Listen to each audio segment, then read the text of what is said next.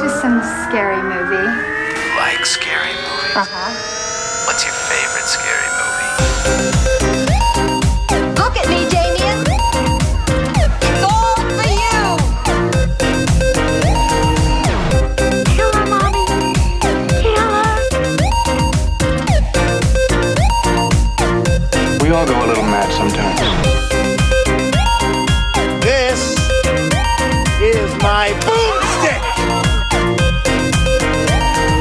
Here's Johnny. I have to return some videotapes. We'll tear your soul apart. Hello and welcome to All Things Horror. My name is Ben and I'm joined here with Matt. If you are unfamiliar with the show, each week we choose a movie to break down and review, give our honest opinions and rate it from 1 to 10. This week we're going to be talking about Friday the 13th from 1980. But before we do, let's take a quick look at the trailer. I've had this dream where I'm in a thunderstorm and it's raining really hard. It sounds like pebbles when it hits the ground. I try to block out the sound with my hands, only it doesn't work.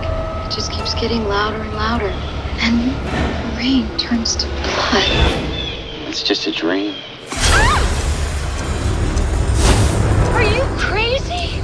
We ain't gonna stand for no weirdness out here. Hello? Help me!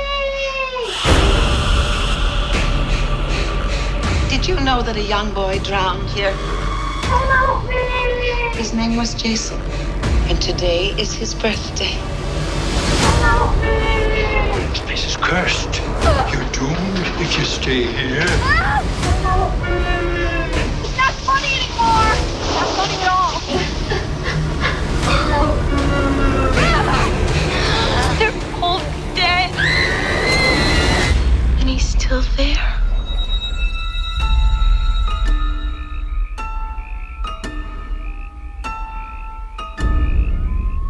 Friday the 13th from 1980.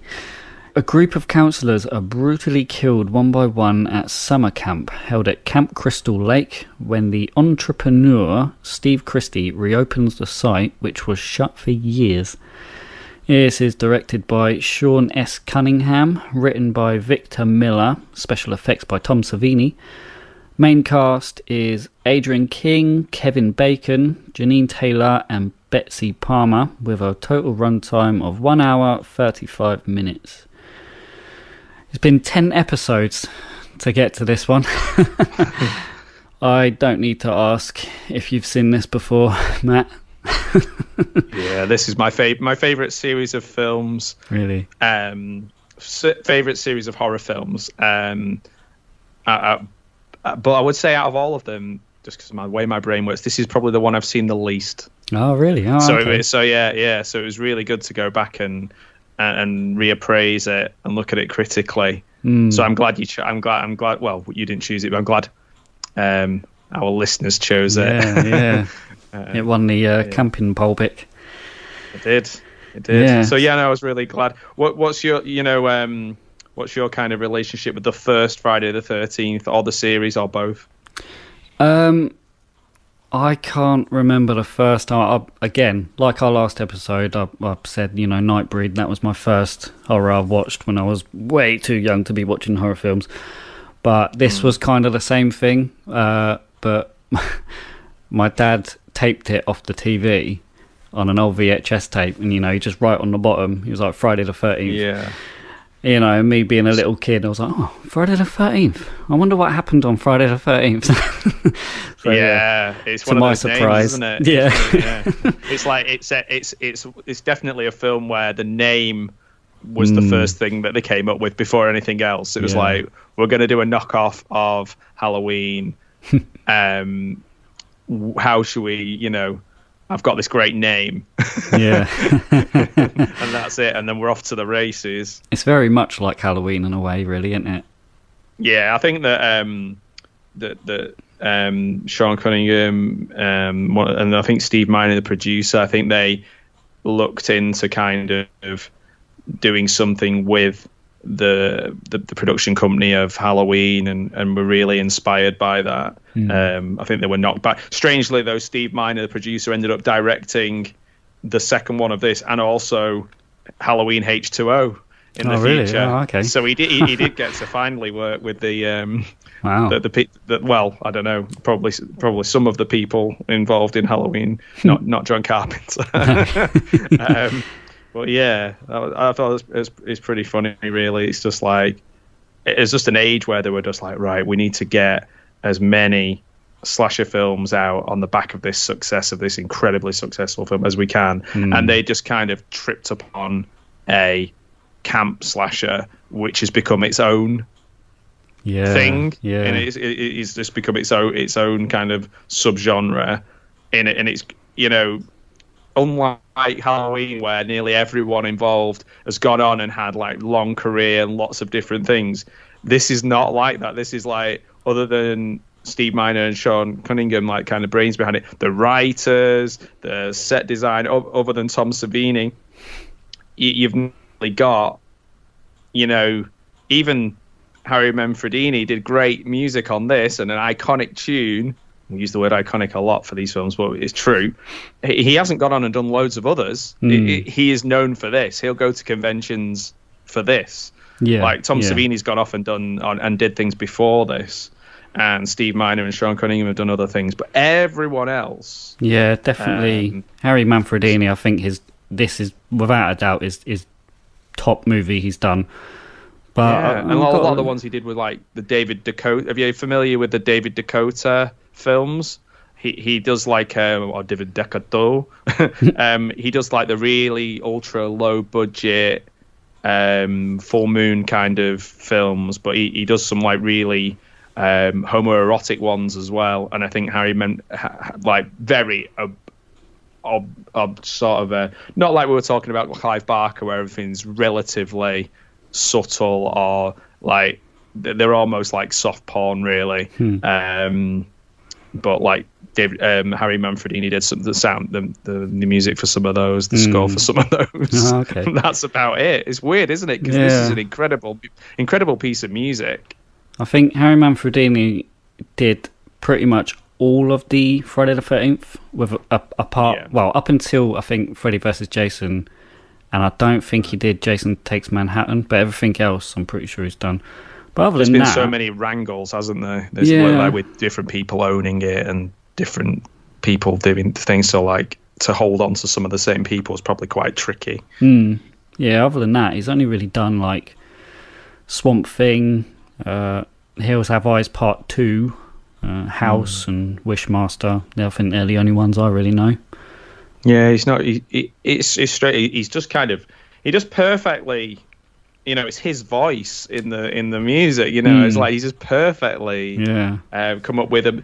He influenced obviously by Halloween. Like everything in the film is even either subtly or not so subtly influenced in places. It works really well. But other than that, a lot of the people. It's essentially they've gone. Meatballs was really successful. Halloween was really successful. Meatballs was in a camp, and Halloween is a slasher. Let's put those two things together. Off we go, and it's really successful. Like the 18th highest grossing of the year, which doesn't sound that good, but when you think in the year you've got The Shining, The Fog, Prom Night, all in 1980. So it's actually pretty successful. Yeah, like Tom Savini obviously has helped, I think, in terms of and also I think he's called Tazo Stephanopoulos or something like that. Who worked with him, who did like the things like the arrow shot and all those things, and the Jason mold and all these amazing things. Oh, okay. So like those, I think, elevate it, make it a little bit better than some, because you've only got to see some really really low budget ones now where you instantly laugh. There isn't a lot of that. Actually, this I thought was more violent, scarier, and better than I'd remembered it since last time I watched it. It was like a really nice surprise. I was like, oh, because IMDb's quite low.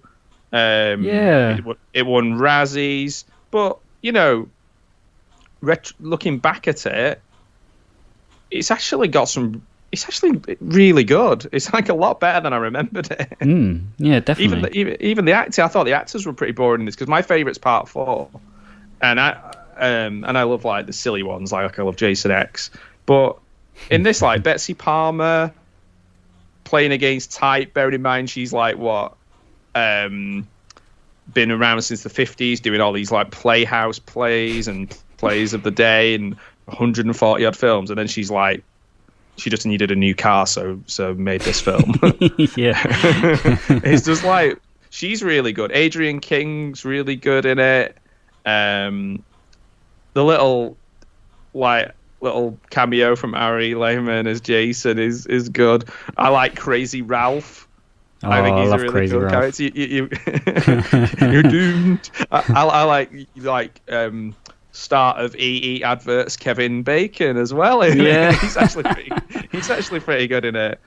It must have been a nightmare for him not being able to get a reception. I think he was about 21, 22 when. I think he did this, I think he'd done Animal House. I think he'd done a couple of things, but this was like a big step towards becoming like a big star. He's such an interesting actor, isn't he? Because he's not like conventionally good-looking guy, so you can think that's why he gets loads of parts. He is a very, very good actor, though, isn't he? He's good in everything. He like I quite like I like him in Footloose. I think Footloose is a ridiculous film, but he's great in it. I thought he was great in The Hollow Man. Yeah. I don't know, not really a horror one, but it's certainly scary. There's one Yeah, called it's more of a thriller, The Woodsman really. As well. What's that one?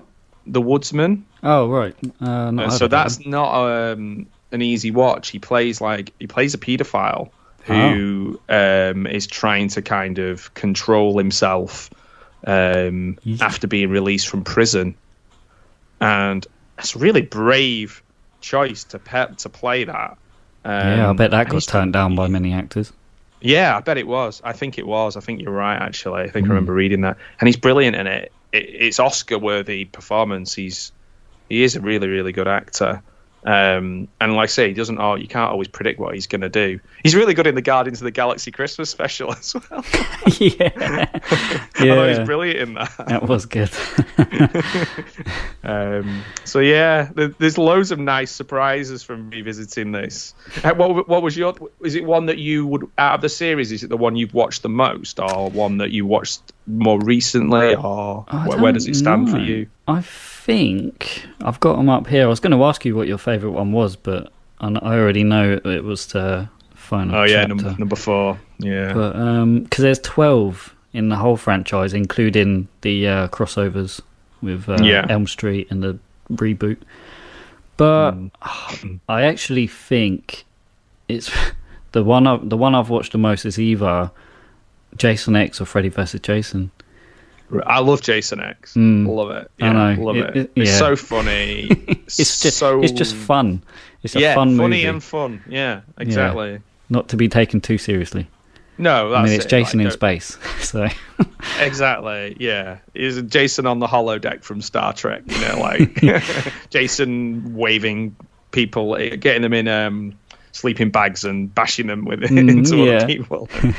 It's great. Yeah, I love it. In fact, I've been looking for, this was my grail figure for ages, the NECA Jason X figure. Oh, okay. There were always people selling them too really, really expensive online. This was like my little holy grail. So I have bought it cheaply without a machete. So he doesn't have his machete, but I have bought a little machete that I think will fit.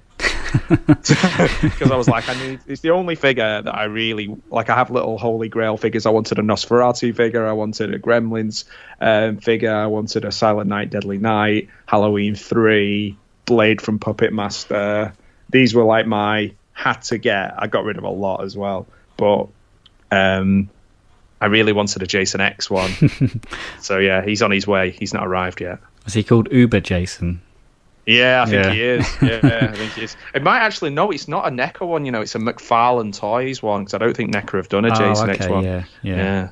one massive Nightmare on Elm Street, Friday the 13th fan will be like going in the comments, Necker haven't made a Jason Bourne figure. You're lying.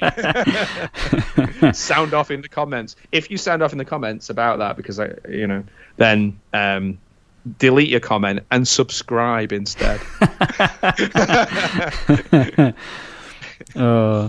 Yeah, I think although I've seen that the most, I think I'm probably with you with my favourite one being the final chapter. Oh, awesome. Yeah. Although I don't think that one's actually set in Crystal Lake, is it? I think... Is it somewhere else? Like it is, but it's renamed and rebuilt, maybe. Oh, is it? Oh, yeah, I can't remember. I think so. I think renamed it, yeah. And it's got Crispin Glover dancing in it, so you can't really beat that. I was surprised, actually, how much... At first, with these guys, I was like, I'm not a big fan of these original lot. But Adrienne King, she grew on me as a kind of final girl, and the other characters. I was like, yeah, they're okay. And then you've got like Bing Crosby's son in there. Yeah. Bill, he plays Bill, doesn't he? And I like Bill. I actually quite like Bill. He's quite gentle, and he's not like, because you're always waiting for them to do something that's a bit sketchy, aren't you? These boys, like you're always like, oh, keep your hands to yourself, or stop being like really obnoxious. But Bill's really nice all the way through. I mean, that's what you get for being nice. Yeah. Without. I was really shocked by the budget on this one. It was about $500,000, 550. Yeah. And it made almost 60 million. That's mad. Yeah. It's another example of like independent filmmaking doing really well, and sometimes people forget that for some reason they don't add horror films into independent film. I think with like maybe Blumhouse and A24 and things like that, people kind of look at it as more they're their own little studios that have grown from nothing. You don't really have that. You didn't really have that where you talk about an independent film like Harold and Maude, or something that was very critically acclaimed, or even something that was financially successful. You didn't seem to count independent film in with horror for some reason. It was like the dirty little, secret. But they were just like smashing it at the box office, certain ones, whether it was like early Wes Craven or whether it was this or Halloween. And even now, like when the cinemas reopened after COVID, the only ones that were making money were horror. Like the new Screams and things like that, other than your Marvel. And even those people are tailing off watching them because they know they'll be on Disney Plus, they'll know they'll be on something soon, or it's just overkill. Not literal overkill, but just so many that they pick and choose which ones they'll go and pay to see. Whereas a horror film, especially if it's a standalone, people go and watch it, or if it's been a couple of years since the last one came out or whatever it is. And this was happening back then. Yeah, I made a note as well. It's worth mentioning that this was an independent film, and Cunningham put out an ad to sell the film in Variety before Miller had even finished the drafting for the screenplay. And a bidding war ensued over the film, ending with Paramount Pictures acquiring the film for domestic distribution, and Warner Brothers secured international distribution rights. And this was the first independent film of its kind to secure that in the US by a major studio. Wow. And this, I think I was watching again. I've gone down the rabbit hole of watching all the extras on the Blu-ray. As I sold all my DVDs and got a little box set. I think I showed it to you. Yeah. And I was like watching the making of, and he was saying, and Sean Cunningham and was saying like about lack of interest until he came up with the name. It was like once he like almost advertised the name, he was like, "Oh, this is a great name." Like that's just kind of got everything, the ball rolling, really, isn't it? And also, I suppose money wise, they've been smart, because if you do limit it to a summer camp that's already there, you don't have to build a load of sets. You don't have to think too much. You can use all the things around you really creatively. Yeah, I made a note of that as well. They didn't have to do it. I think the only thing they had to build set-wise was the bathroom. But everything else was obviously already there, all the cabins and everything. And they're like, the camp site, like, there's the special effects kind of things. But like you said, the camp that's there in New Jersey, they all just, and probably I imagine, I'm pretty sure I know quite a few of the cast and crew live there during it as well. So you're saving money there as well. It's like really, really smart. Do you know what made me laugh though? As I was watching it, I was like, one of my favorite films is Wet Hot American Summer. The like hilarious like camp spoof film. So many famous people in it and so many great comedians. The first, I didn't realize how much of it is almost shot for shot like a spoof of Friday the 13th. I was watching stuff in this, like, you know, where is it Steve, the guy with the shorts and the neck tie, goes off to the town. It's just like a scene in Wet Hot American Summer where all the adults go and leave them, and then like a kid drowns, and it's just the same. And like, I'm pretty sure there's even a character in Wet Hot American Summer wearing the shorts and the necktie the same and like chopping wood. It might even be David Hyde Pierce that's doing that in the thing. It just made me laugh because it reminded me of Never Nudes from Arrested Development, like Tobias with his little jean shorts, like he's never nude. The costumes for him are so funny. He's such a weird character though, isn't he? Yeah. Like Steve, he strokes her hair at the beginning. Oh god. Oh yeah, it creeps me out. I was thinking and actually as well, you know, because you get a young Kevin Bacon. A lot of people started out their careers early in horror because you get Johnny Depp as well in Nightmare on Elm Street. You've got Jennifer Aniston in Leprechaun, and I did think of another one, but I can't remember who it was. I'll probably remember later. Yeah, it just seems to be. I suppose if you're looking for like young, good-looking kids to die in a film, there's probably like the casting directors are just casting the net in the same place. You know, and people are kind of keen to do it because they're also the audience as well as the actors, aren't they? Like young people will probably go and watch it the most to have that kind of excitement at the cinema. It's interesting, Adrienne King. I looked into why she didn't go on and do a lot, and she had issues with a stalker after the film that really set her back. Yeah, I've got that in one of my trivia. Yeah. Oh right.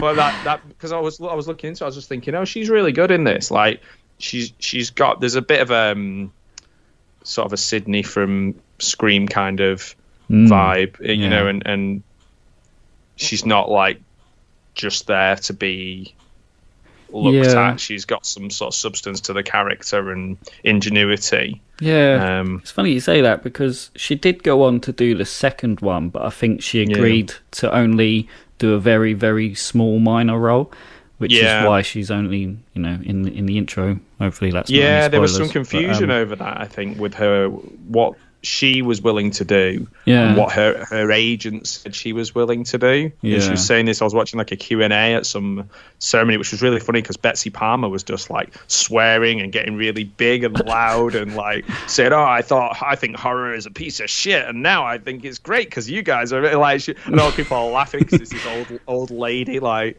getting all over the top. But Adrienne King was talking about that, how like what she'd said she was willing to do was a lot more than what her agent said for some reason, and it was only afterwards. I think she read IMDb trivia or something for the second film and was like, whoa, that's not true, like 20, 30 years later. Oh, wow. So it was a bit, I was like, oh, that's a shame because she would have been good to have been in it more. Because they do it in some of the later ones, don't they? They have some like characters that move from one film to the next. So don't see why she couldn't have done it.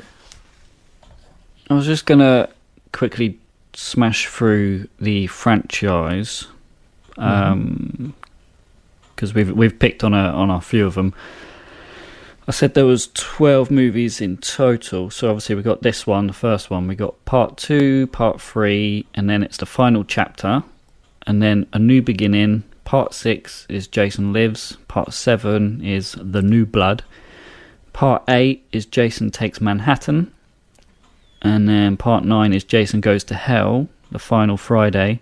And then we got Jason X, then Freddy vs. Jason, and then the remake of Friday the 13th in 2009. Which would you say is the worst? Other than the remake, because obviously that's the worst. I wasn't a fan of Jason Goes to Hell. Same. Yeah, Same. I didn't like that one. We get Yeah, slugged, yeah. Jason. Same. Yeah. I didn't do it for me. It didn't even feel like a Friday the 13th film because it was almost done completely differently. And it was too different. Yeah, and I think the fifth one is really influential on Kevin Williamson because it's quite meta and quite self-referential. I think he said that he gave him the sort of idea for like writing the kind of script for Scream. So like 5's underrated, but like, what's your top off the top of your head? What's your top 3? Because mine I think is 4, X, and then either 1 or 5. But I quite like Jason Takes Manhattan as well.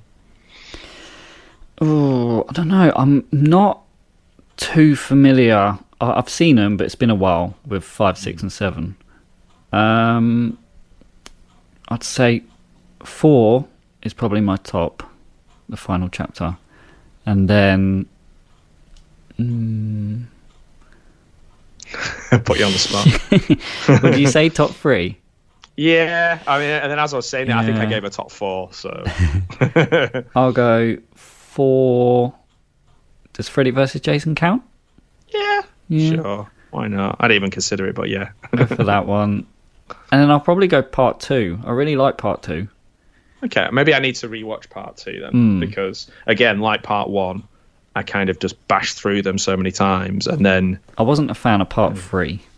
The 3D one. They acted on that too much. Yeah, this is the first one is like more violent than I remembered it, and less sex than I remember. And I think that they throw to kind of because Americans are quite happy, aren't they, in films to have lots of sex usually, but no, like violence is worse than sex. So like the second one, I think. And the third one, then they start getting like a bit more raunchy. And then the fourth one kind of reins it in a little bit, if I remember. But there may be some nudity in that as well. But I can't remember. I'm getting very confused. But I just don't remember I didn't remember the first one being as violent as it is, like the throat slitting and some of the practical. But obviously, that's influenced a lot, I imagine, by what you can do when you've got somebody as clever and innovative as Tom Savini. Yeah. Because that's kind of a trope on its own, just for this franchise, having really inventive kills. Yeah, definitely. It's funny because then every other camp film, they're trying to do the same. Not even in this series, they're trying to do the same, aren't they? They're trying to find new ways and interesting ways of doing it within a summer camp. Yeah. Obviously, they must have got to the point where we can't do it, so let's move to New York. Let's go to space. People just gave up. But there's still some. I'm trying to think of a modern one where I've seen a modern camp film. I can't really count Sleepaway Camp because, even though they finished in the 80s and then they did the sort of added on one a bit later. But we're talking, around the same time, really. So I don't know. I'm sure people think of them. Again, I'd love to hear if people are listening and want to put in on the YouTube their top 3. That would be really interesting. Yeah, and then they could just do that, and then we could answer them, and then they could subscribe as well. Yeah. That would be funny. Maybe I could do a poll for it. I could put a poll with all the films, and people can vote for their favourite. Yeah, because I get the feeling that we might be in the minority with our love of Jason X. Yeah. I don't know. We could not. Maybe it's been reappraised. Oh, well, there's a great inventive kill in Jason X where he used liquid nitrogen. yeah, that's really good too. How true that is, I'm not quite sure, but on camera it looks great. It looks amazing. yeah, it's really good. Smash goes you got to the face. little robot woman as well. Oh yeah. Falls in love with her inventor. Yeah, it's just funny. Okay, right. You got anything else you want to add before we head into the spoilers? I think that's it, really. I think it's more than like a Carpenter knockoff, isn't it? So it's even going back and revisiting it after maybe a year or so, or maybe a bit longer, I was like just shocked by how good it was. Yeah. The iconic moments, you know. So yeah, and I think another thing that somebody had mentioned before was like this starting that idea of if you have sex you die, and it's amazing on all of those different extras that I watched how people were just like, that wasn't the intention. Like, it might have been ingrained in them writers in their kind of upbringing, but not there intentionally in the direction and writing of the film. It's just just yeah. So I thought it was really interesting. All right. Yeah. Cool. All right. Should we head into the plot and start spoiling this? Yeah. Film? Yeah. Cool. You tell me what happened in this film. Spoiler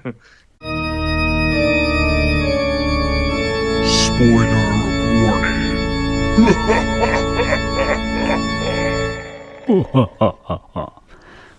Okay. Right. So, in 1958, at Camp Crystal Lake, we see a group of counsellors gathered around singing and playing guitar.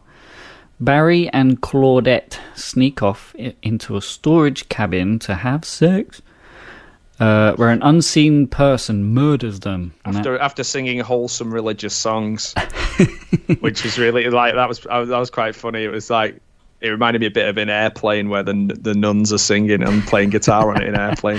I was just like, and then it's like straight off to go and have clandestine.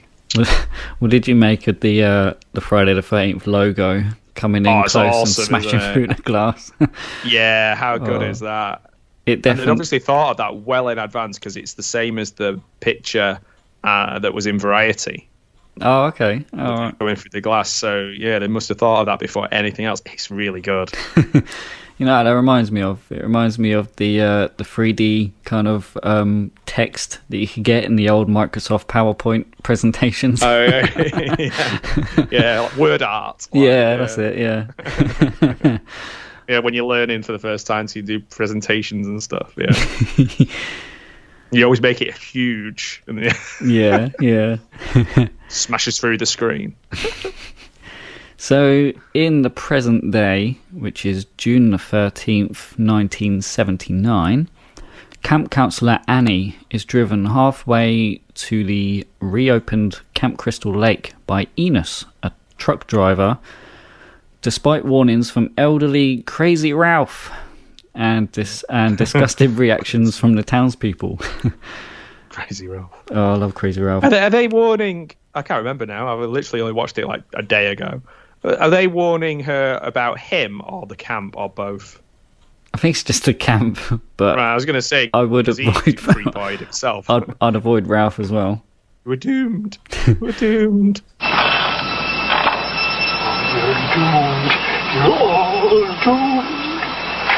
You're all doomed. Dad's Army reference as well. We're doomed. Captain Mine. Yeah, it's a classic line, and he is crazy Ralph. Crazy Ralph. I love him. I mean, he's great. I wonder if there's a Crazy Ralph figure I could get. Oh, I bet there is. Yeah, there has to be, doesn't there? There's got to be. I wonder if it comes with a bike. Yeah, or he's just inside a larder, just stood there like looking through all your cereal. And it's just, what's he doing in there? Yeah. Get out! Should have chased him out with a broom. That'd have been funnier. So, while driving, Enos warns Annie about the camp's troubled past, beginning when a young boy drowned in Crystal Lake in 1957. After being dropped off, she hitches another ride from an unseen person who drives her past the camp, and when Annie escapes the vehicle, the killer chases her into the woods and slashes her throat. Oh yeah, that's why I got mixed up. I was thinking that was Ennis. I forgot. Well, we're in spoilers now. We know who it is. Yeah. It's an incredibly strong old lady. Incredibly strong and what's the word? Athletic, powerful old woman. You should have listened to Ralph. Yeah. You're going to Camp Blood, ain't you? Camp Blood. Yeah. Going to Camp Blood, ain't ya? He's great. So yeah, that's the first proper bit of gore. Obviously, Tom Savini does it all. And that, we've already mentioned, that 100% still holds up today. That is great. Yeah. That slit. There's a lot of banjo in this as well, I noticed. It's not a special effect, but there's more banjo, like Deliverance style, hillbilly banjo music than I remembered there being. Yeah. It's a good instrument, though, banjo. You said you're not too phased on the acting in this, but I thought Annie was a bit much. I thought her acting was a bit over the top. Yeah, she's like, hi. Super bubbly. Yeah. It's funny because I think there's an interview with her in the extras as well, and she's literally like, I don't think she does acting anymore or whatever, and she's like, I'm a mom and I'm really happy with my family and I love doing what I'm doing, and sometimes my kids' friends will say, I saw you were in a movie, and then when they find out what movie it is, I'm suddenly really cool. And I was just like, she's grown up to be like how you'd imagine that character growing up to be.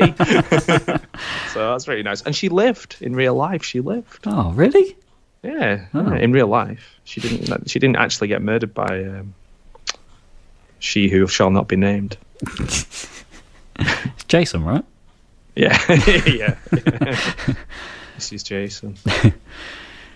Yeah, she's like Mrs. Voorhees is basically she's playing it full.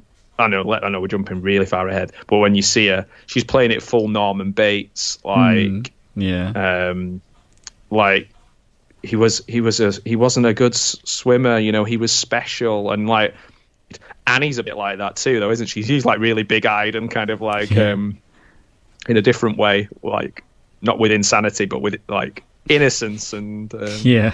I was like, run, you know, like in Scary Movie where they're screaming at the run, bitch, run. Yeah, that was me with Annie. Wanted Annie to live. This is like really where you kind of get that trope as well with what's her name, Alice. Yeah, it's Alice, isn't it? So the final girl at the end, when like she's just so dumb. I don't know how to put it. Falling over stuff and just like, I don't know. We'll get to it at the end, but yeah, final girls aren't too clever. No, but like she's one. I think what it is really, it's like when you are in danger, when something terrible is going to happen, how are you going to react? We will never know who will step up and do, you know, take and save themselves and have that self-preservation and be the hero, and who's going to just crumble and end up being stuck onto a big fork somewhere. Like it's not, at least it's not like, it's a bit tedious if it's just like, say it was Bill was the hero of the film and Bill survived, like the relatively like good-looking guy, decent chap. You'd be like, oh, I'm glad it was Alice. Yeah. So at the camp, counsellors Ned, Jack, Bill, Marcy, Brenda, and Alice, along with owner Steve Christie, refurbish the cabins and facilities. As a thunderstorm. Sorry, I've got to jump in with the fashion in this when you meet them all. What, the Steve? red neck sleeve, yes, not just Steve on his own, but red suspenders. Everyone's got flared chinos, like a lot of jean shorts. I was just like, this is amazing. I put wet hot American summer vibes, and Steve can't wait to just go away. Yeah. Get them working and go. Oh yeah. As a thunderstorm approaches, Steve leaves the campground to stock supplies. Ned sees someone walk into a cabin and follows, as you do. Of course he does. Yep. So, what do you make of the full cast? I think we got all of them here now. Well, apart from Annie, because she's dead. But you know. Yeah. R.I.P. Yeah, they're good. They're better than I remembered them being, to be honest. I'd forgotten like how good Alice was. I think she was really good. I quite like Bill. Ned, I can Ned's the little pervy guy, isn't he? Is he the bit of the prankster, Ned? Yeah. I can take or leave him, but I'm never a big fan of the prankster kind of guys. They're like, I can't get the girl, so I'm going to do something really dangerous, like, and then laugh, and then they'll go, oh, Neddy, or whatever, like, nearly shoot them with an arrow or whatever. It's like, fucking idiot. Yeah. Again, I'm maybe not target audience for things like that. If I watch a TV show where there's like or a YouTube video, there's like a forfeit and somebody gets hurt and everyone's laughing or whatever, I feel really bad for the person that gets hurt, and I'm just like, oh, well, maybe it should fucking happen to you and see if you like it. Yeah. So, like, Ned characters are not my jam, really. I'm just waiting for them to die. I just wrote, Ned is a dick. Classic curve, cried wolf. And they're always like, proper, what's that thing that they call guys now who are like incels? Like Ned is your like prototype incel. There's always a character like that. It's like, girls don't like me, so I don't like girls. like there's always has to be one like that. I wonder if he was the first to be like that kind of character. Yeah, because I think it's number 4 or 5 where they really jump on that one with the prankster. Because what's the one with like the curly haired fat dude who always like does like practical effects, like an axe in the head kind of thing? I think that 5. I think that's 5. That might be 5. Yeah, it may be 4. There's one where he really loves. He goes to it's like a halfway house at this stage, isn't it, for like troubled kids, and like he loves his food, and he's getting like bullied by everyone, and he plays a prank. Yeah, and he's just like a big man child. He keeps doing pranks where he's like dead, where he's got like fake blood and all stuff. So I was like, well, he's definitely going to die at some point. yeah. Oh, yeah. It's just like just a really angry masturbator, basically. just really upset that the girls don't like him. It's like, just gonna have to learn to deal with that. I'm afraid you can't prank someone into liking you. Why don't girls like me? Yeah, I mean, trust me, good sense of humor does not work. I can attest for that. Watching those films, going, this prankster guy, I think he's going to get all the girls. So there is one bit that I really, really didn't like, and it's a bit like you with your dogs in horror. But this one, for me, where they killed a snake. Oh, yeah. Because obviously that's a real live And they were so snake. shit at doing it as well. Oh, It was falling all over the place, almost like deliberately rubbish at doing it. Yeah, and the girl... And then the big fucking machete. Yeah, I think one of the girls, like, throw a pillow at it or something. Yeah, what are you doing? This is how you get bit. Yeah. Like, this... What are you...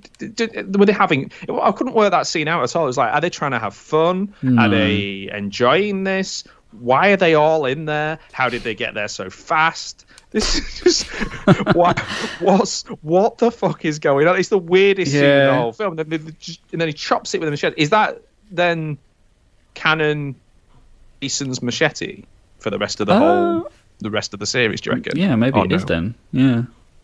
He finds it in the second or third film or fourth. I can't remember now. But I just thought, machete, and I was like, yeah, I didn't like that bit. Because it was a real snake and they actually killed a real snake. Did they really? That is a real snake wiggling around that they killed. I hate stuff like that. It's like it's the reason I haven't seen Cannibal. I think it's Cannibal Holocaust because I know that. Yeah, I hate that shit. Yeah. There's some like animal.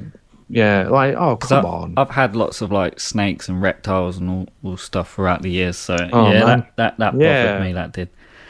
That's quite traumatizing for people, I imagine, who are into the reptile. Like I'm not like that. I've never had a pet snake or anything like that, or even like a chameleon or whatever. But like I would never harm one. No. The only thing I have an irrational fear of that I could imagine just squashing with like a big pan, and this is going to get me in trouble, is I have like an irrational fear of rats. Okay. So like some people, maybe somebody's listening to this and they're a subscriber and they have a pet rat. Just do earmuffs. Just put your hand over just for the last minute or so where I said about squashing it with a pan. Just go earmuff. But yeah. That's really sad. Actually, I didn't realise it was a real one. Yeah, there was no need for that scene. It didn't do anything to the film, really. It didn't add anything. Fucking pointless. Didn't make any sense either. No. And their acting is so weird after, especially the guy that actually chopped it up. Like when it goes to him afterwards, and he's just kind of stood there, like kind of half upset with himself that he's just done this. It is odd. It's like there's a scene in Wet Hot American Summer where they panic, and because they panic, they just start throwing everything around the camp, like the cabin. They're just like just like sweeping stuff off tables and smashing stuff, like totally irrational. I'm sure they got that from this scene. I'd love to hear if that was the case, because it's just completely irrational overreaction, like you say, throwing pillows around, turning tables over, just insanity. Do you know what it reminded me of, actually? What I just thought of. Did you watch The In-Betweeners, the TV show? Yeah. You remember the one where they're stuck in the little fishing boat in the harbour and the fish comes up and then Neil starts punching it to death and then he looks really sad afterwards. That's what it reminds me of. Like, that's actually more like better done than this. Yeah. That's true. And then obviously... sorry, go ahead. So, no, I was just going to say, then obviously Crazy Ralph just appears in the kitchen. Alice opens the door and he just pops out. You're all doomed. How long have you been in there, Ralph? Eating like a box of pasta or something. Yeah. Has he been in there for a few hours just waiting for someone to open the door? Yeah, just doing all the puzzles on the back of the cereal boxes. Just really weird stuff. Because the music's playing, you get the proper musical elements after you get all the banjo out of the way. And I started thinking, oh, this is a real like riff on Psycho. Like a lot of the theme was like obviously not the Jason theme, but everything else was like, I think the Jason theme's like a kind of riff on John Carpenter. But yeah. Are we up to the part where there's a sliced neck? A sliced neck? Because that's quite graphic. I'm not sure. I've just... That's Annie, isn't it? Oh, yeah, of course. Yeah, we've gone past that, yeah. I just literally wrote, whoa, what a graphic neck slicing there. I didn't write who it was. I can remember it, though. Yeah, that's Annie. Good. Oh, dear. Well, why are camp counsellors always so detestable, though? And he's like, there's no... GDPR. There's no DBS. There's no checking on these people. They're always creepy and weird. And the one in Sleepaway Camp's even weirder because he's like having an affair with one of them, and he's like a big fat 60-year-old bloke.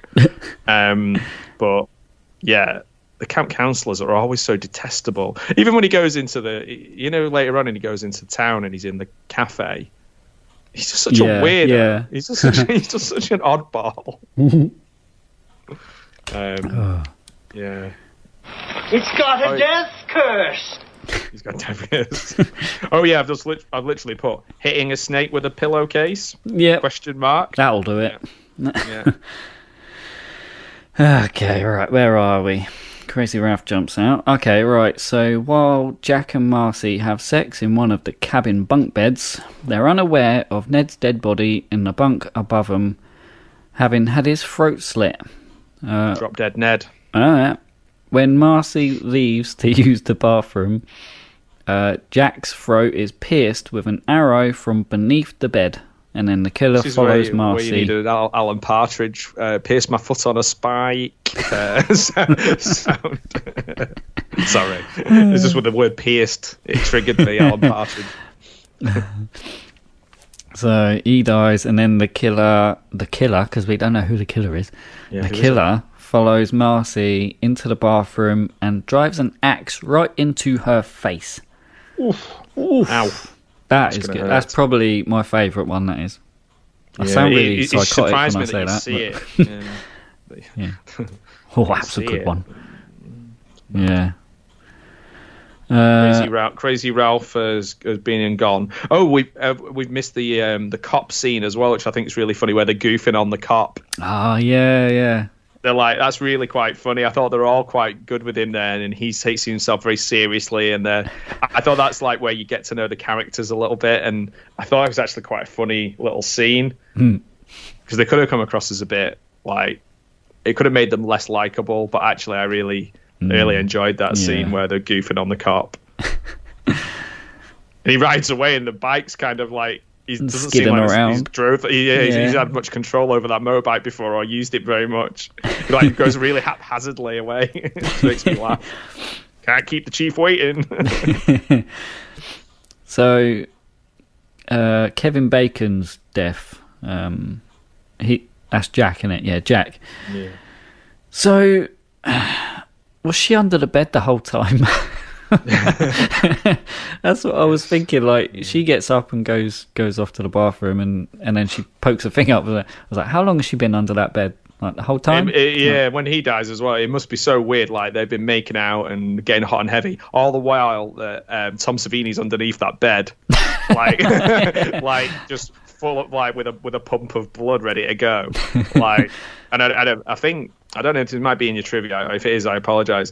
Where the blood's squirting out, that the pump wasn't working, so he had to use a straw and push it out himself. So when he pops up afterwards, Tom Savini's face is covered in blood, and he's like drank loads of it because the pump wasn't working. So he's literally going like and just blowing blood up.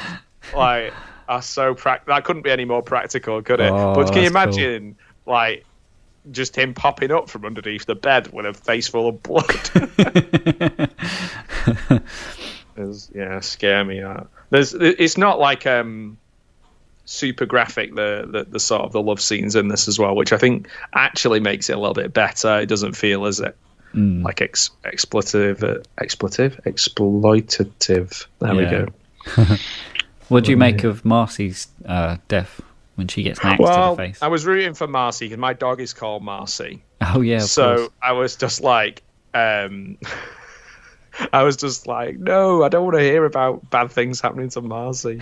But yeah, she's isolated, isn't she? At this point, is this after the strip monopoly? Is that going on at the same time? Oh, it might be going on at the same time. They're playing strip monopoly. They don't know that this is happening to her. Yeah, because this is during the storm at the time, isn't it? So I think they split up. That's a good little scene as well. Like, it's quite a funny little thing. Yeah. And then when they go looking, when she goes back to her camp or whatever, I've left the window open. She just puts like a raincoat on, but like all of the bottom half is completely still like gonna get wet through. So you're gonna catch your death of cold. If the killer doesn't get you, then you know the weather will. So Brenda heads outside as she hears a little boy's voice calling for help. Alice and Bill go looking for their friends when they find a bloody axe in Brenda's bed. Later, Steve returns and recognises the unseen killer, who then stabs him to death. When they find it in the bed, they think it's initially a prank by Ned.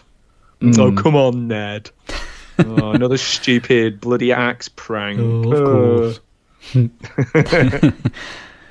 I wonder how far that could go before it becomes ridiculous in a horror film. Like, people thinking that it's someone pranking them. They're like, oh, my mum's head bleeding everywhere, all over. Come on, come out, Ned. Oh, a fake hand.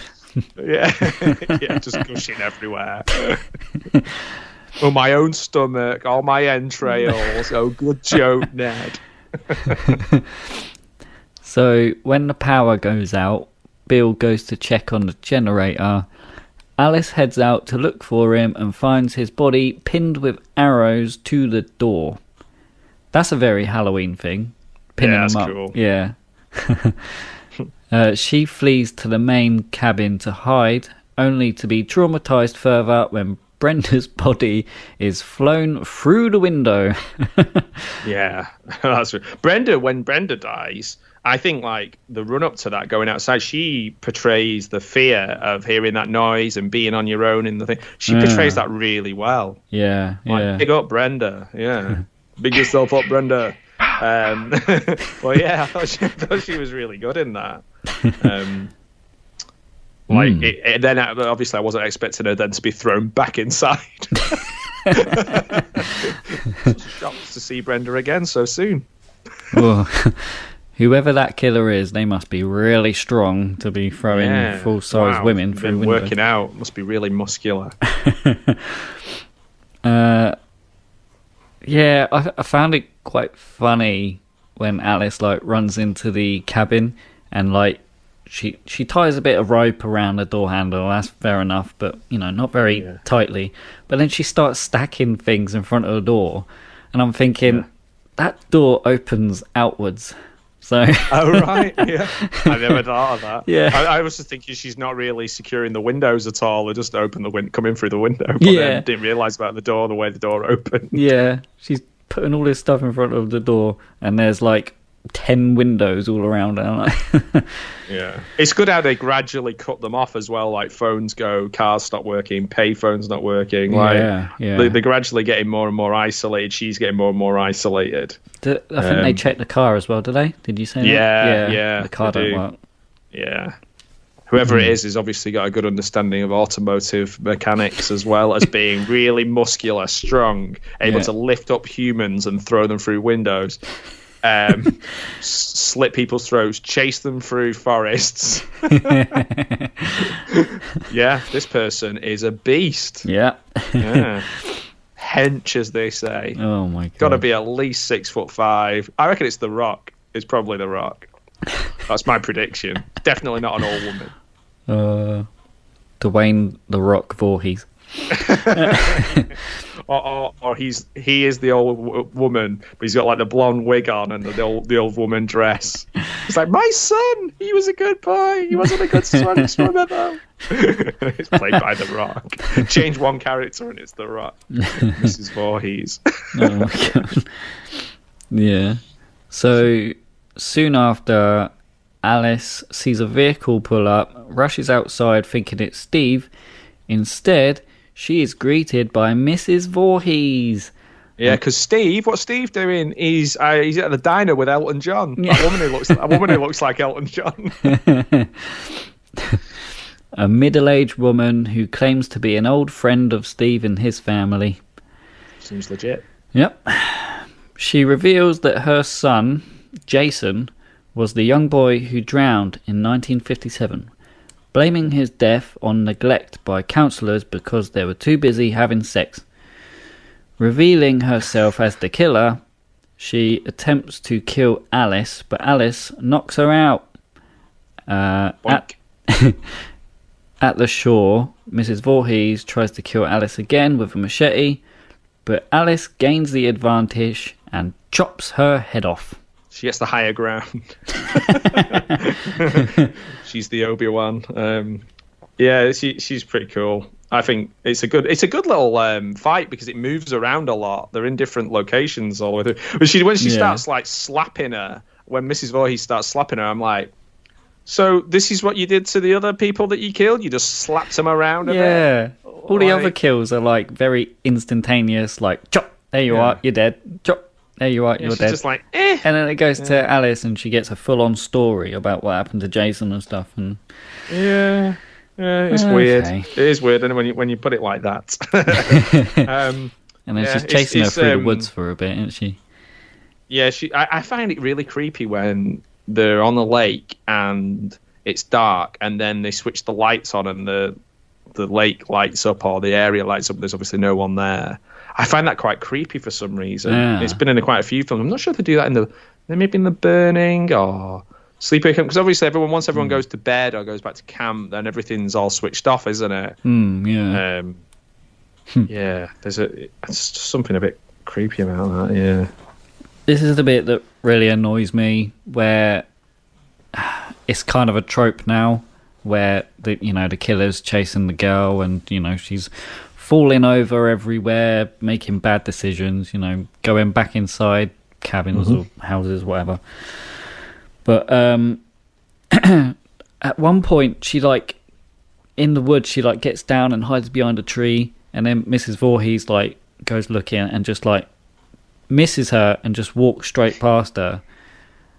So she gets up and she carries on and she goes back to the cabin, I think, or she goes somewhere. And she bumps straight into her again. So, yeah, it's like there's and they're like an electric fence of areas they're allowed to go to, and like, just keep them in these little bits. Like it's like there's arrows. Like now you must go here. Now you must go here. It's like a little maze or something. You have to just follow it around until this is where you will have your final standoff. But then I guess this is so early in the genre that it's not a trope. It's relatively fresh. Yeah, I suppose at that point, yeah. It's not like, say, what's that one? Is it Hatchet? Or the Hatchet films where it's just like, they're perfectly entertaining, but a lot of those Hatchet films are just like, oh, I wish this was Friday the 13th. I wish I was making Friday the 13th. There's a bit of that, just sort of staggering around and bits and bobs. Thinking about Scary Movie again, they do that as well when the killer's chasing them. When she comes to a sign, it's like left is life and right is death, and then she goes right to death. Oh man, I can't remember that because I definitely switched off. I think I saw the first one of those at the cinema because I love the Zucker brothers. So I think that one of the Zucker brothers had an input on that. Obviously, now parody films, I can't remember there being a good one for so long. Like those kind of, because Airplane, Naked Gun, Hot Shots, brilliant, amazing, Top Secret, all of the Zucker brothers ones. Even like Not Another Teen Movie, but the first Scary Movie was actually pretty good. I seem to remember it being pretty good. It just got to the point where it's just like, if we dress up someone like this character, then that's the joke, and then just have like lots of like fart jokes in there, and it's just like, no, that's not funny. It's just really lazy. Yeah, but I didn't realize when I was saying that about signs going up that was actually in Scary Movie. Oh no, I hope I don't fall.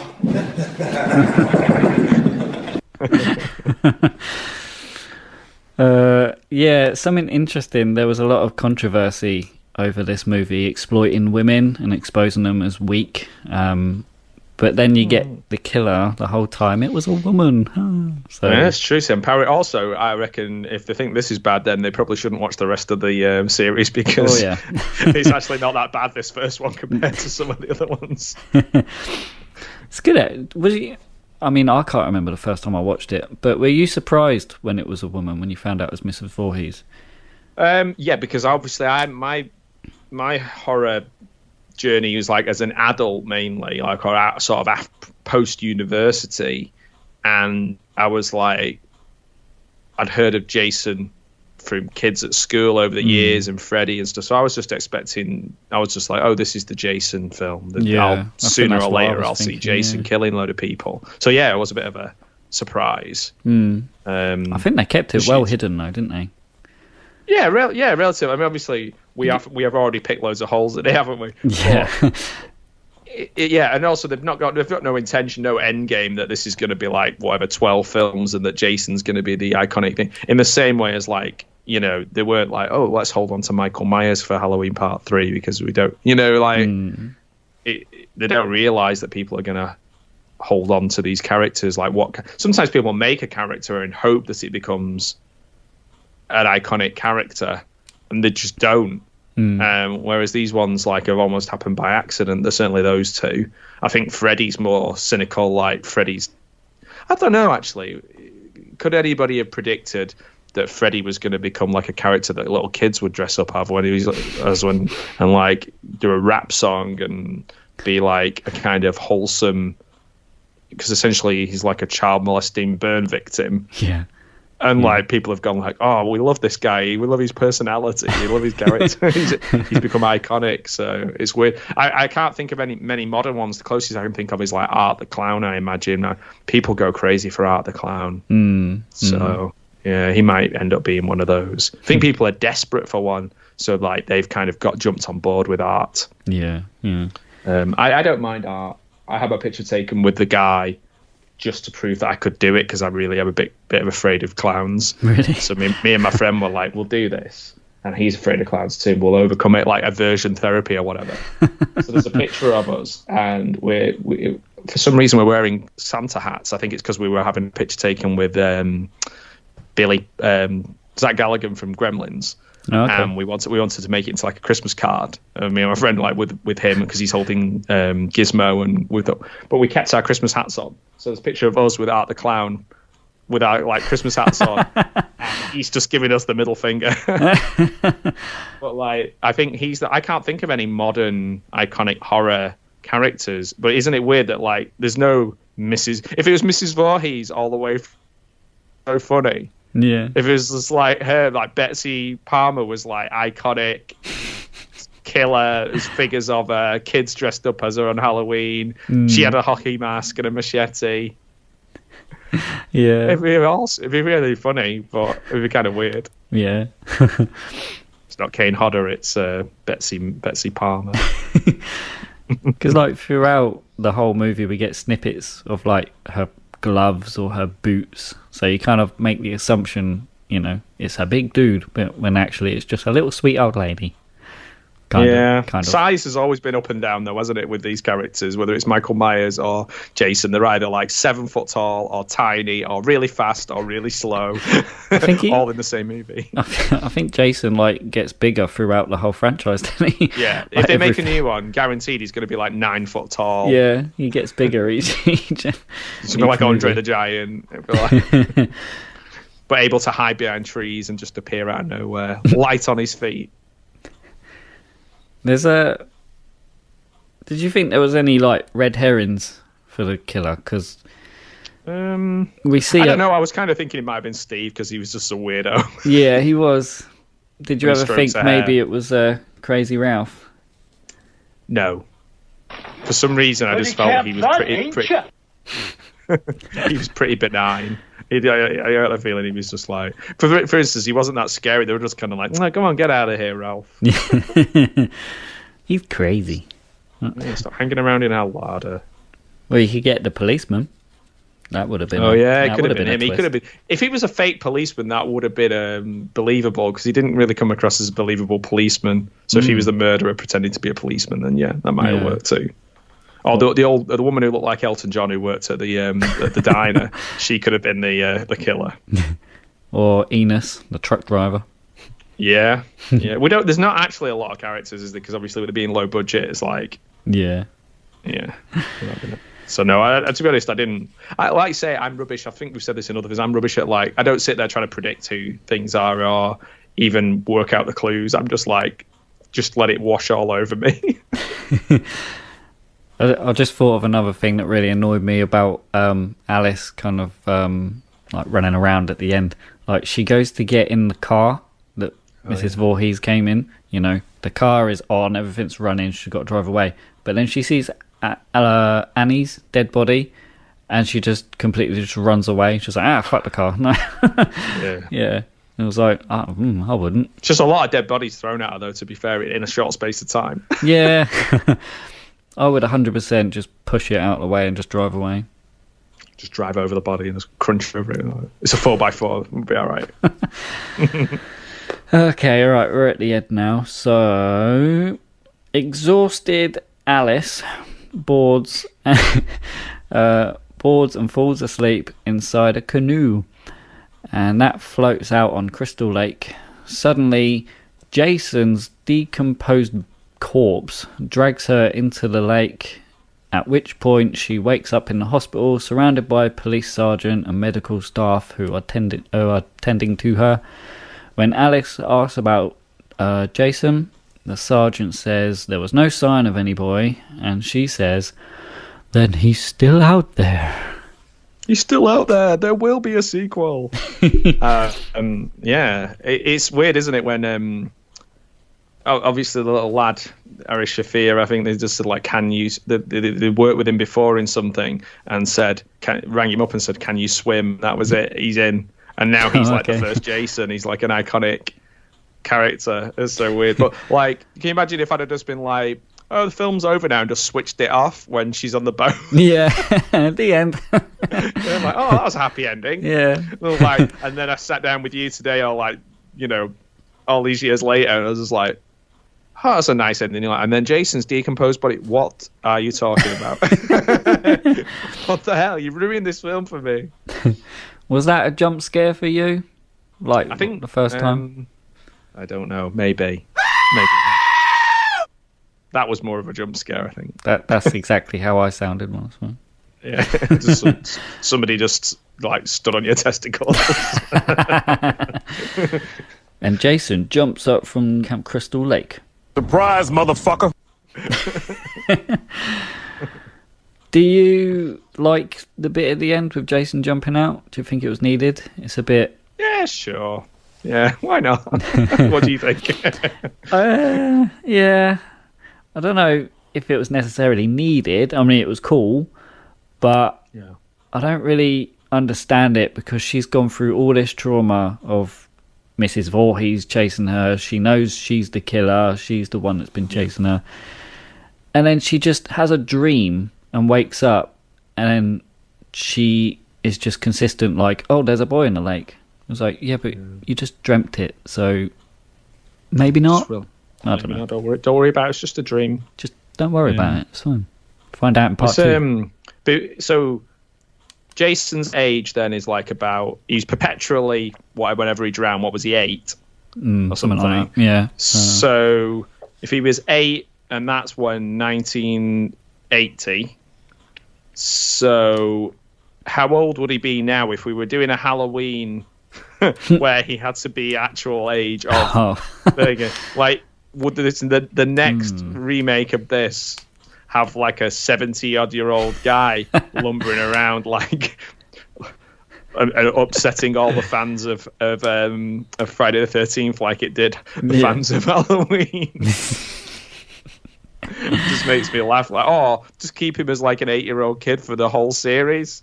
Yeah. And it's just like an evil... I suppose we've had like, Children of the Corn kind of slasher, killer kids or whatever, and Chucky and all that. But like, if Jason did all the things that Jason did, but he stayed 8, so he's still got the machete, still got the hockey mask, still Jason X in space, still nothing, but he's just a little kid.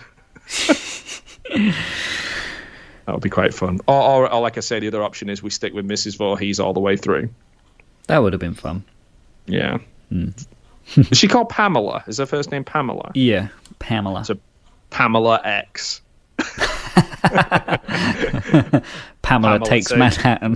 Damn, you beat me. That's the best one. Pamela takes Manhattan. Yeah. Pamela lives.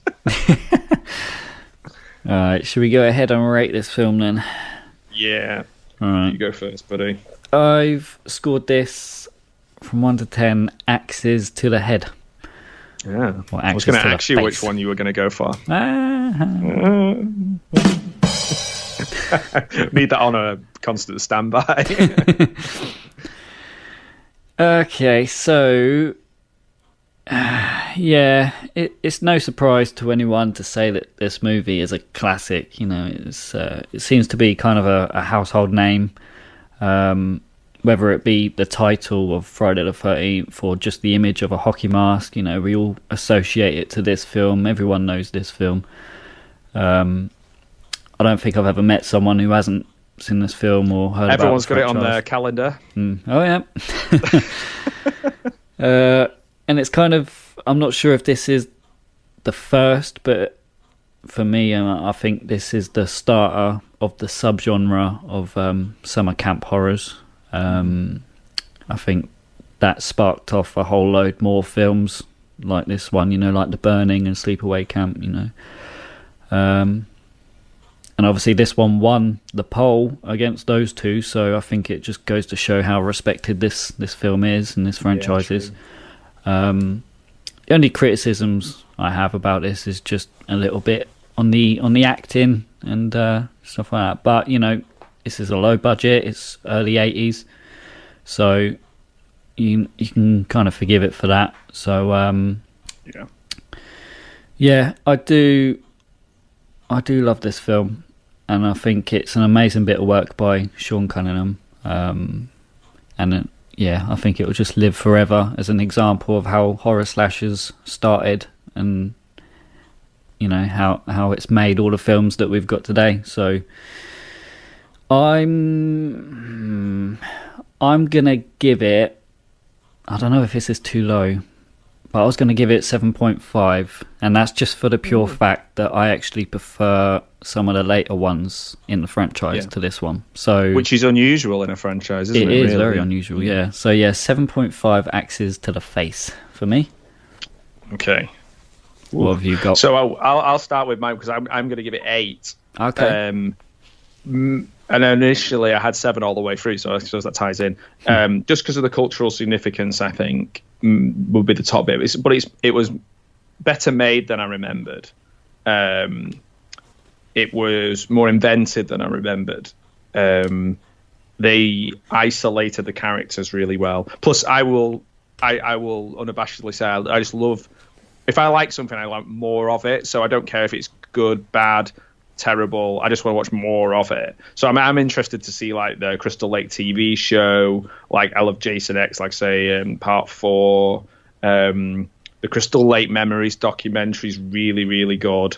Really long, but really, really good. So like it's like one of the first, like maybe not one of the first, but certainly one of the best of get a name for a movie first and then just think of the movie second, and it just works so well. So my recommendation is for people to just watch the whole series, just enjoy it, have fun. It's one of the most fun horror franchises, I think. So yeah, 8 axes to the face. Much better than the film Axum. Which I watch with Al Lecard and friends, so I'm still having trauma about. Yeah, this isn't a bad film like that. This isn't an ironically, a bad film to watch ironically or anything. It is a good film. I think the series is such very quality. The most recent remake I thought wasn't very good. But like we say, Jeannine Goes to Hell isn't much to write home about. But then there's some really, really interesting and even quite influential ones in the series as well. So yeah, so I'll go along with you. I think 7.5, but I'm going to say 8. Okay, yeah, that's good. Yeah. Right, should we jump into some trivia? I've got quite a lot. I have not. People who regular listeners will not be surprised to hear I have 2. All right.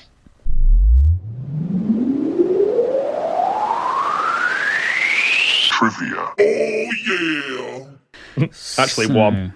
Just 1. Yeah, because I said the other one earlier. Right? Oh, really? It'd be funny if I've got your other one in here. Yeah, I'm just not neat. I'm just completely unneeded. Go ahead. Okay. So Friday the 13th was filmed at Camp Nebosco in New Jersey. The camp is still in operation as Boy Scouts today for about 2 months every summer, offering activities such as canoeing and archery. Murder. Yeah. The camp is off limits to the public during this time, but a company called Crystal Lake Adventures brings in Friday the 13th props, signs, and memorabilia, and sometimes even the stars themselves come. Nice. Yeah, that would be really cool. I'd love to do that. That would be good. I'd love to do that kind of camp experience. Yeah. Yeah, that would be cool. I wonder if like someone dressed as Jason just wanders around at night. Well, that's it. Yeah. I'd like to do a zombie experience as well, like in like a big old building or something. Yeah, anything like that. However, there was a horror maze at something I went to, and me and my friend went around it, and we were so awkward and so British that we weren't sure what to do. They were like waving at us and like rattling chains and like making noises, and I'd just be like, hello, hi. You just don't know what to do, but like, oh, that was scary, thank you. Like, yeah, I just didn't buy into it in the way, but yeah, it would be cool to do an immersive outdoor camp experience without being drowned or shot with an arrow or hacked to pieces. So I think you mentioned this earlier, but Betsy Palmer said that if it wasn't for the fact that she was in desperate need of a car, she would never have accepted the role of Pamela Voorhees. Car.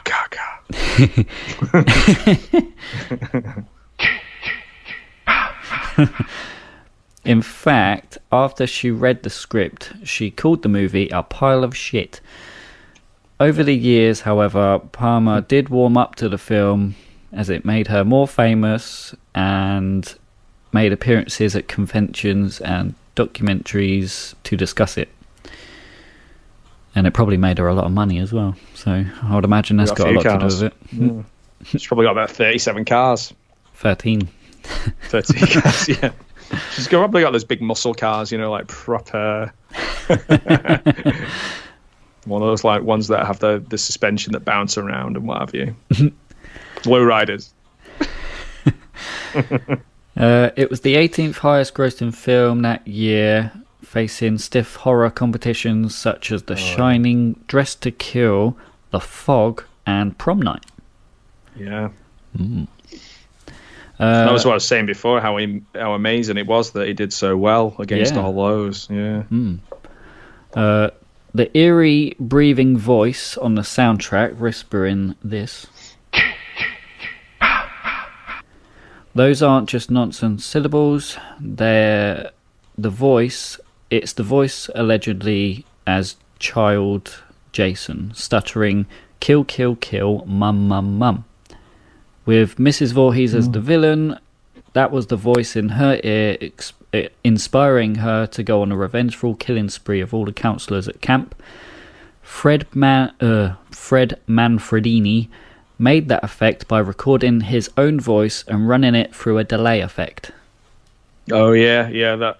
I think he showed how. I think if you're on the box set, they've got him cutting that down, like the beginning of one word and the other word, and how it's Harry Manfredini doing it. And I think he seemed almost pissed off that people hadn't asked a lot about this.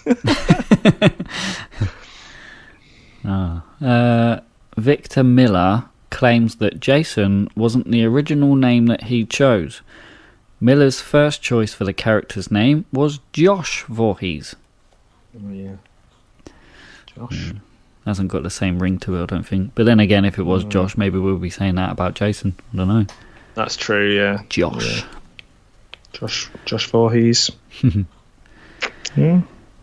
Funnily about names, my one piece of trivia is about names. Mm-hmm. So, do you want to hear it? Do you want me to hit you with this? Yeah, go for it, yeah. So, in France, Jason is Jackie. Really? Or maybe Jackie, I don't know. Jackie Voorhees. Wow. Yeah. So Jackie. Ooh, little Jackie. Jackie. Let me hack you, Jackie. Hacky Jackie. So that's all I've got. That's my one piece of trivia. We spoke about this earlier, but Adrienne King. Is it Adrienne or Adrienne? Adrienne. Adrienne. Yeah, yo, Adrienne. King. Yeah. Yo, Adrienne. So she played the only surviving character, Alice. This was her big break, a true scream queen of the 80s, but her real life had plenty of horror as well. She acquired a stalker after the movie blew up. She received death threats, and those culminated in an actual home invasion. Needless to say, she was done with the fame and has done next to no screaming since then.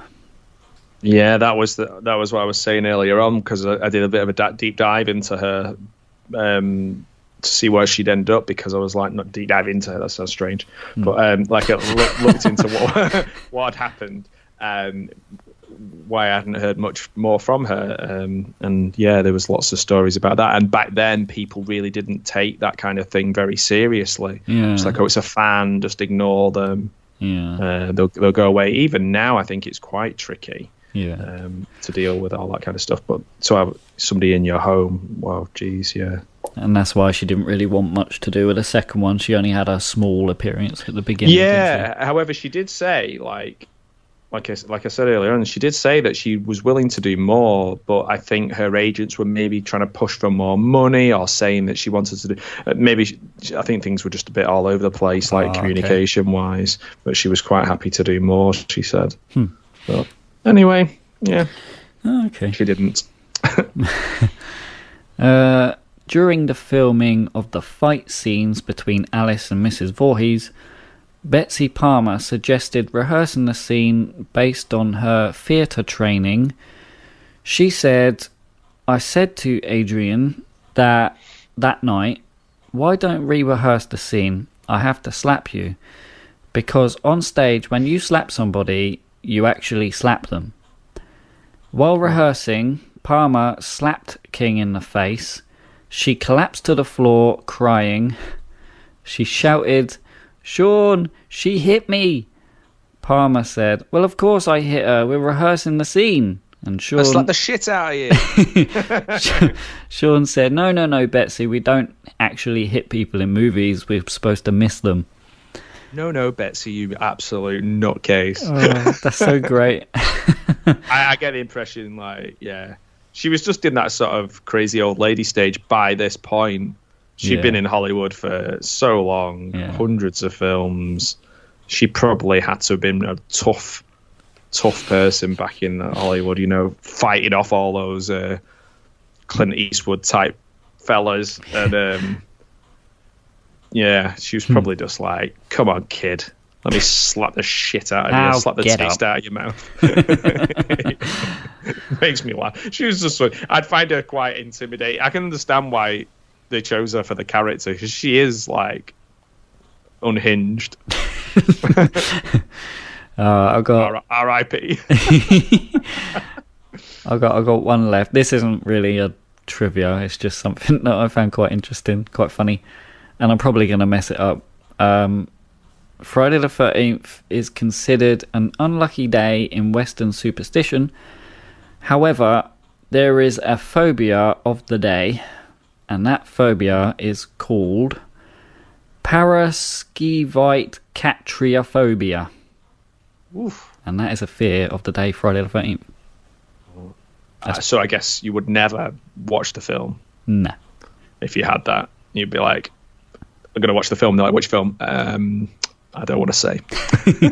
I'm going to have to like text you this name because it's so long. I'm probably like completely slaying it. But paraskevite-catriophobia. That's how I read it. That's pretty good. I'm impressed. I'm impressed you managed to read it. I wouldn't have been able to read that. It's just if you have that, you can only watch sort of Jason X, Freddy versus Jason, Jason Goes to Hell. You can't watch anything with Friday the 13th in it. But then if you look on the back of the box, it might be like Jason Voorhees brackets Friday the 13th. Throw it out the window. Can't believe you recorded yourself screaming like that. Yeah, all right, that's all I've got for the trivia. Mine was just literally Jackie. Jackie. Jackie. Mm-hmm. All right, so I've got a game. Let's play this game. I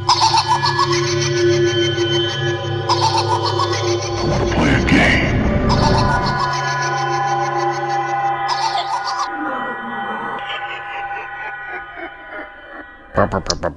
It can only be better than I've done the other 9 times we've played games, so let's go. So this is another quiz, but it's all about Friday the 13th. Oh man, better load up IMDb. I'm joking. Yeah, no cheating this time. Okay. Some of these we've actually already spoken about, so it might be a memory test. So was I listening? Yeah. Which there could be a potentially that I haven't been. So no cheating on Google and put your notes aside. Right. So how many movies are there in total, including crossovers and remakes? Is it 12? The next one will be 13. I just realised the next one will be 13. Oh, yeah. And even though it's not kind of like, they could in theory go to 11, couldn't they? And be like, that they should just call the next one Friday the 13th Part 13, or just call it 13. Friday the Part 13th. 13 candles. Okay, so which movie did Jason take Manhattan? Oh crap! I was going to say 6, but it's not, is it? 7. Or 8. 8.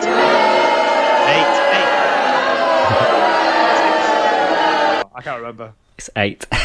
8? Did I say 8 in one of those when I was just shouting out numbers? One of them, yeah. Yeah.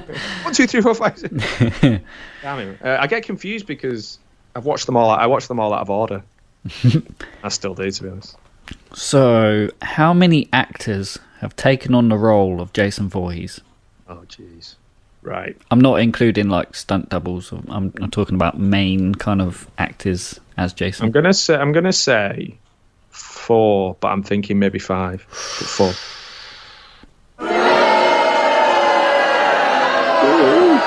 No, I think. I mean, somebody just say shit at the end of that. Shit. You shit. Is it 5?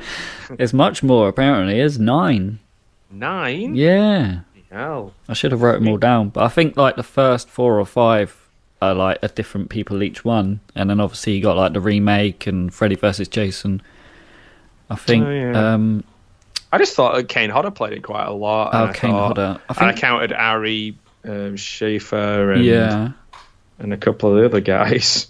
Yeah, I think Kane Hodder's played the most. I think he's played 4 or 5.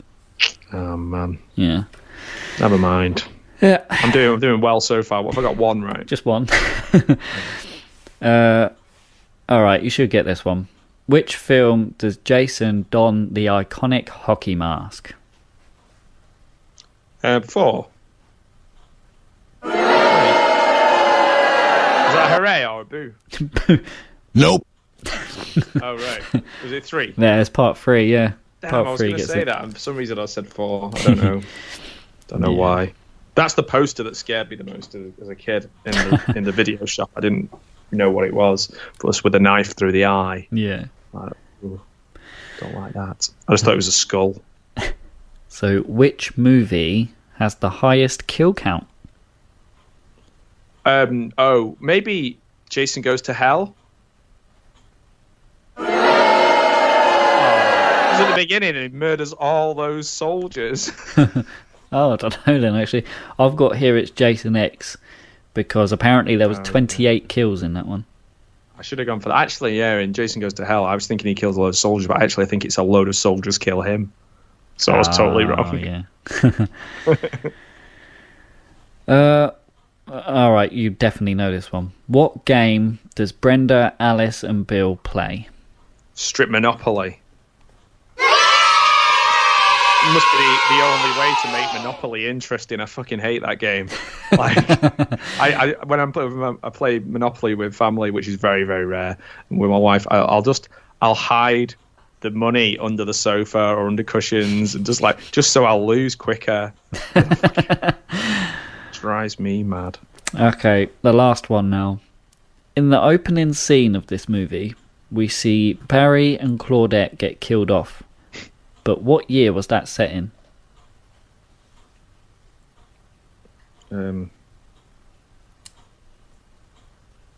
Is that supposed to be 1959 or something? 57? 58. 58. I said 1959. Yeah. Oh man, 1 year out. Just like this is a good one for people listening on YouTube. Just like Ken Bruce's Popmaster, Popmaster, 1 year out. Right, Radio that's 2 it. listeners. That is all. Oh man, I failed miserably. It's like, oh, I love this series. Yeah, I know. Just because I love it doesn't mean I know everything about it. I'm not a fucking geek. Nerd. I am a nerd. That's the problem. I'm just a nerd who can't remember dates and names and stuff. Right, that's all. Is there anything we need to... Oh, the poll pick for next month will be going live some point in the week. I'll probably set it up just before the next episode. Nice. So that'll be for possession films. So you can vote between The Exorcist, The Conjuring, or The Possession. You can vote for that on both Facebook and YouTube. I won't say what I want because people will vote for the exact opposite. What don't you want? I don't want... I do want... I don't want The Exorcist. Cool. Yeah. We're getting loads and loads of engagement on YouTube with the shorts, and we keep making shorts. They're good fun. People kind of liking the videos, and I know you sent me the analytics, so hello to people in Spain and Ireland, people with VPNs, and, and people who are listening on Spotify as well. That's really cool. And if you want your name shouted out, do so. Just like say who you are and say your list of favourite Friday the 13th films, or how many you got on the quiz that I didn't. Just things like that. That would be really good. Be really fun. I'm going to be on another podcast coming up soon, spreading the all things horror virus, spreading it. Probably shouldn't say spreading virus. That's not good. But it's remote. It's remote. And I'm gonna try and shout out the podcast as much as possible. And I'll tell the next week which one it was and how it went. And maybe we can post it on the Facebook page and tell people where to get hold of it. I'm doing the film Massacre at Central High, which is one of my favourite weird 70s 1976 film. So yeah, I say favourite. I rewatched it for the thing, and I'm not 100% sure that the people on the podcast are going to like it. This is why you choose the films, Ben. Yeah. If you like films that you want to watch and that are good, then Ben's your man. So stay tuned to All Things Horror. Subscribe, like. Yeah, we got a huge list of films. Actually, our next film is another Clive Barker. We'll be going to be watching Hellraiser. Ooh. Let's raise some hell. Oh, yeah. Let's go. Cool. Right. Oh, what worlds you have to show me. Yeah. All right, good stuff, man. Enjoyed that. Awesome, Thank man. you. If you've liked today's episode, be sure to go and like us on Facebook. And that's where we announce our next episodes, as well as each month doing a themed poll pick where you get to choose what you want us to watch. We like to hear from you, so please feel free to leave us a comment, send us a message, or you could email us at allthingshorror666@gmail.com. That's all for today, and thanks for listening. We'll see you in the next one. I'll do some scary movie. Like scary movies? Uh-huh. What's your favorite scary movie?